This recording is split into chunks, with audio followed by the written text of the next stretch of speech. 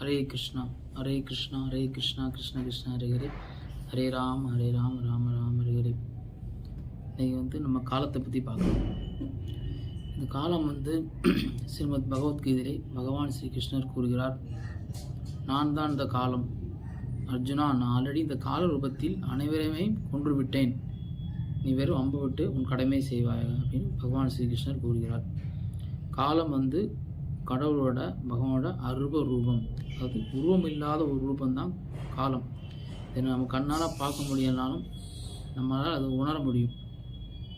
மேலும் ஸ்ரீமத் பாகவதத்திலே காலம் ஒரு சர்ப்பத்தோடு, ஒரு பாம்போடு ஒப்பிடப்பட்டுள்ளது. ஒரு பாம்பு பார்த்திங்கன்னா ஒரு பொருள் ஒரு இதை சாப்பிடணும்னு பிடிச்சதுன்னா அது உடனே ஃபுல்லாக சாப்பிடாது, முழுவதுமாக சாப்பிடாமல் கொஞ்சம் கொஞ்சமாக இன்ச் பை இன்ச்சாக கொஞ்சம் கொஞ்சமாக சாப்பிடும். அதே மாதிரி தான் இந்த காலமும் பார்த்திங்கன்னா நம்மளை கொஞ்சம் கொஞ்சமாக நகரும்.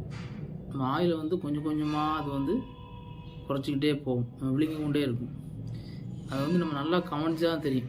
இல்லைன்னா இப்போ தான் பிறந்திருப்போம், கொஞ்ச காலம் ஆகும் அப்படின்னு பார்த்தா 50 வயசு 60 வயசு ஆயிரும், நம்மளுக்கே தெரியாது காலம் போனது. நம்ம ஃபோட்டோ எடுத்து பார்க்கலாம். ஒரு 10 வருஷத்துக்கு 15 வருஷம் முன்னாடி ஃபோட்டோவும் இப்போதும் பார்க்கும்போது ரொம்ப வித்தியாசம் தெரியும். நம்ம எந்த அளவுக்கு முதுமை அடைந்திருக்கோம், நம்முடைய உடல் எந்த அளவுக்கு தேய்மானம் அடைந்துள்ளது அப்படின்னு நம்ம தெரிஞ்சுக்கலாம். மேலும் உதாரணமாக ஒரு பழத்தை எடுத்துக்கொள்ளலாம். ஒரு டேபிள் மேலே வைக்கணும்னு வச்சுக்கணும். வச்சு ஒரு வாரம் கழித்து பார்த்தோம்னா அது கொஞ்சம் கொஞ்சமாக அழுகிக்கொண்டே இருக்கும். என்ன காரணமாக? காலத்தோட தாக்குதல்.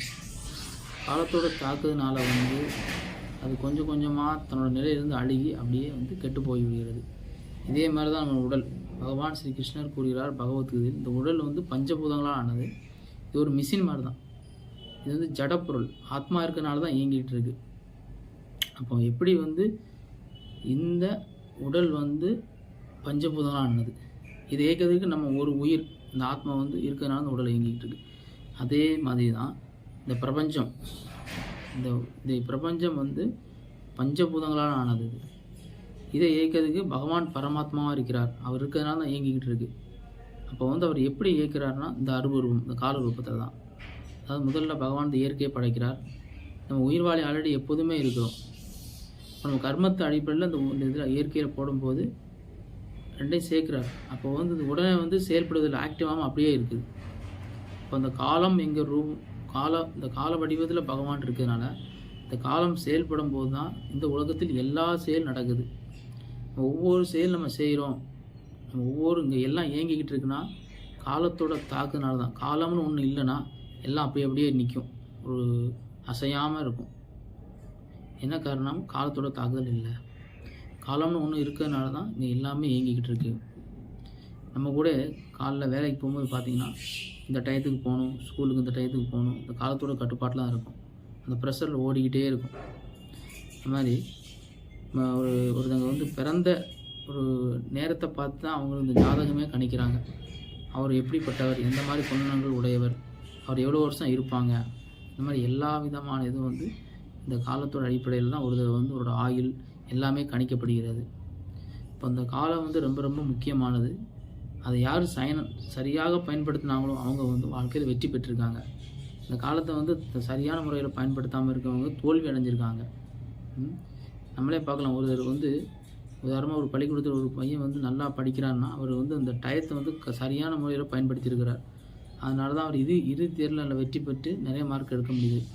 அதே மாதிரி தான் ஒவ்வொருத்தரும் ஒரு விளையாட்டுத்துறையாக இருக்கட்டும், எதுவாக இருந்தாலுமே அவங்க அதுக்கான டயத்தை அதிகமாக அதை செலவிட்டிருக்கிறதுனால அவர் வெற்றி பெற்றிருக்கிறார். அந்த காலத்தை யாருமே ஜெயிக்க முடியாது. கிருஷ்ணர் சொல்கிறார், மாயை, இந்த மாயை யாராலும் வெல்ல முடியாது. இந்த காலம் நானே. அப்போ இந்த காலத்தால் அழியாது நம்ம உயிர், ஆத்மா. ரெண்டாவது பக்தி. பக்தியை பகவான் செய்ய பக்தியை இந்த காலத்தால் அழிக்க முடியவே முடியாது. ஏன்னா பக்திக்கு பகவான் வசப்படுறார். இப்போ பகவானுக்கு நம்ம சேவை செய்து அவரோட சரணாதி அடையணும். இதுதான் நம்மளுக்கு இந்த காலத்தை நம்ம புரிந்து கொள்வதற்கு எளிய வழி. இன்னொன்று, நாம் ஏன் பகவானுக்காக பக்தி செலுத்த வேண்டும், சேவை செய்ய வேண்டும் என்றால், நம்ம எல்லோருமே இந்த காலம் பார்த்திங்கன்னா கொஞ்சம் காலம் பிறக்கிறோம், வளர்கிறோம், கொஞ்சம் காலம் வளர்கிறோம், அதுக்கப்புறம் வாழ்ந்து விட்டு இறந்து விடுகிறோம். இந்த முதுமையை பார்த்திங்கன்னா ரொம்ப ரொம்ப கொடுமையானதாக இருக்குது. மரணம் எங்கள் ரூபத்தில் காலம் நம்ம எல்லாத்தையும் ஆட்கொண்டு நம்மளை என்ன செய்யுது, நம்ம இந்த உலகத்துலேருந்து பல பெயின் நோய் எல்லாம் கொடுத்து நம்மளை இங்கேருந்து நம்ம அந்த உயிரையும் இந்த உடலையும் பிரித்து வந்து நம்மளுக்கு மிகப்பெரிய துன்பத்தை கொடுக்கிறது. இப்போ எல்லோருமே நம்ம இளமையாக இருக்கும்னு நினைக்கிறோம். ஆனால் அந்த காலத்தோட கட்டுப்பாட்டினா முதுமை அடைஞ்சிருதும். எப்போதுமே இளமையாக இருக்கக்கூடிய உலகம் இருக்கிறது, அதாவது வைகுண்டம். வைகுண்டம்னு என்ன அர்த்தம்னா துன்பங்களே இல்லை இடம். இந்த உலகத்துக்கு பேர் குந்தம், துன்பங்கள் உள்ள இடம். அப்போ துன்பங்களே இல்லாத இடம் தான் வைகுண்டம். அங்கே வந்து பார்த்திங்கன்னா காலத்தோட கட்டுப்பாடு சிறிதளவும் கிடையாது. அங்கே வந்து காலத்தோட கட்டுப்பாடு இல்லாமல் எப்போதுமே ஆனந்தமாக பக்தர்கள் பகவானுக்கு சேவை செய்து கொண்டிருக்கிறார்கள்.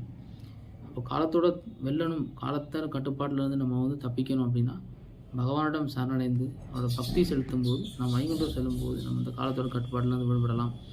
இந்த உலகத்தில் நம்ம இருக்கும் வரைக்கும் நம்ம காலத்தோட கட்டுப்பாட்டில் இருந்து பல ப்ரெஷர், மன அழுத்தம் இந்த மாதிரி ஓடிக்கிட்டே இருக்குது காலத்துக்கு பின்னாடி. நம்ம காலத்தோட கட்டுப்பாட்டிலேருந்து நம்ம காலம் வந்து நம்மளை வந்து கொஞ்சம் கொஞ்சமாக விழுங்கி நம்ம ஆயுளை குறைக்கிறது. நம்ம எல்லாருமே பிறந்தநாள் கொண்டாடுகிறோம். அது வந்து பிறந்தநாள் இல்லை, நல்லா கவனித்து பார்த்தீங்கன்னா ஒரு 20 வயசு முடியுது அப்படின்னா அது இறந்த நாள். 20 வருஷம் முடிஞ்சு போச்சு வாழ்க்கையில், 21 வருஷம் தொடங்குது. இப்போ அந்த 20 வருடம் முடிந்தது தான் நம்ம வந்து பிறந்தநாள் நினச்சி கொண்டாடிட்டு இருக்கோம். ஆனால் அது வந்து செத்து போனது, இறந்த நாள், அது முடிஞ்சுது. இதை வந்து நம்ம வந்து நன்றாக புரிந்து கொள்ளும் போது தான் தெரியும். இதே மாதிரி நம்ம வாழ்க்கை கொஞ்சம் கொஞ்சமாக நகர்ந்து இந்த காலம் நம்ம டோட்டலாகவே நம்ம எல்லா விதமான சாதனையும் வந்து முறியடிக்குது. இந்த உலகத்தில் செய்யக்கூடிய எல்லா சாதனையும் பார்த்திங்கன்னா காலத்துக்கு உட்பட்டது, நம்மளோட அழிவுக்கு உட்பட்டது. ஆனால் அழிவில்லாது பார்த்திங்கன்னா பகவான் ஸ்ரீ கிருஷ்ணர் பகவத்கீதையை சொல்கிற அந்த ஆத்மா தான் அழிவில்லாது. இந்த உடலில் உரைகிற அந்த ஆத்மா, அதுதான் நான். இந்த ஆத்மாவுக்கு உண்மையிலே என்ன தேவை அப்படின்னு பார்த்தீங்கன்னா பகவான் மீது பக்தி, அவரிடம் பக்தி செலுத்தி திரும்ப அவரிடம் செல்ல வேண்டும். ஏன்னால் பகவான் மட்டும்தான் பரமசத்தியம், அவர் இந்த காலத்துக்கு அப்பாற்பட்டவர். நம்ம அவரோட சரணடையும் போது நான் எப்போதுமே மகிழ்ச்சியாக இருக்கலாம். மேலும் இந்த உலகத்தில் நம்ம கஷ்டப்படக்கூடிய ஒவ்வொன்றும் வந்து நம்ம இன்பத்தை அனுபவிக்கணுக்க வேண்டிதான். ஆனால் அந்த காலம் வந்து எல்லாத்தையுமே காசில் நம்ம அழிச்சிருது, இன்பம் இல்லாமல் துன்பமயம் ஆகிறது. இப்போ இது யார் புரிஞ்சுக்கிட்டு பகவானுடன் சரணடைந்து அவருடன் செல்வது தான் இந்த காலத்தை புரிந்து கொள்வதற்கான வழி. மேலும் பல கோடி ஜென்மங்கள் ஸ்ரீமத் பாகவதம் கூறுகிறது. அதாவது ஒரு உபதேசம் கூறும்போது பாகவத்தில் கூறப்படுறது என்னென்னா, நம்ம மென்றதே திரும்ப திரும்ப மென்ற மாதிரி. நம்ம எப்படி ஒரு இதை வந்து சாப்பிட்றோம், சக்கை ஆகிடுது, திரும்ப துப்புதும், அது திரும்பி எடுத்து நம்ம சாப்பிடுவோம், சாப்பிட மாட்டோம். அதே மாதிரி தான் பல கோடி ஜென்மங்கள் நம்ம வந்து இந்த உலகத்தில் பிறந்து கஷ்டப்பட்டு மென்னதே திரும்ப திரும்ப மென்னுக்கிட்டு இருக்கோம். இது வந்து ஒரு உண்மையான ஒரு வாழ்க்கை கிடையாது. இது வந்து காலமும் இந்த மாயாசக்தி நம்மளை வந்து மறைச்சி உண்மையிலேயே மறைக்கிறது. இதை புரிந்து கொண்டு நாம் பகவானுடன் திரும்ப செல்ல வேண்டும். அதற்கு பகவானோட சேவையில் ஈடுபட்டு வாழ்க்கையை சரியான முறையில் பயன்படுத்தி இந்த காலத்தை வந்து அவரோட சேவையில் ஈடுபடுத்தும் போது இந்த மாய சக்தியிலிருந்து விடுபட்டு பகவானிடம் சென்றடையலாம். ஹரே கிருஷ்ணா.